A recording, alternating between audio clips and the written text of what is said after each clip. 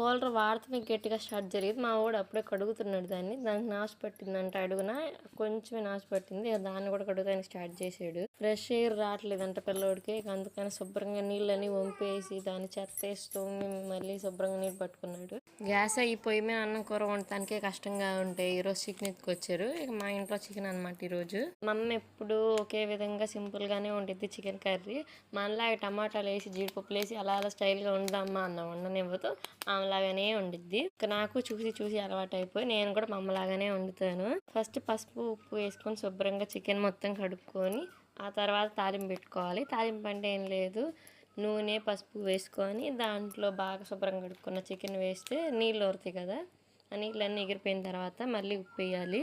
ఉప్పు ఎత్తే మళ్ళీ నీళ్ళు ఊరుతాయి. అవన్నీ ఎగిరిపోయిన తర్వాత నూనె కనిపించిద్ది, నీళ్ళు మొత్తం ఎగిరిపోయి ఆ తర్వాత మనం వేసుకున్న మసాలా ఉండదు కదా, ఆ మసాలా వేసి 5 minutes రెడ్ కలర్ కొంచెం బ్రౌన్ కలర్ వచ్చేదాకా వేపుకున్న తర్వాత దాంట్లో కారం వేసుకొని, కారం కూడా పచ్చివాసన పోయే వరకు వేపుకొని తగినన్ని వాటర్ పోసుకొని మూత పెట్టుకుంటే గ్రేవీ ముక్కలకు బాగా పట్టి గుజ్జు అయ్యిద్ది.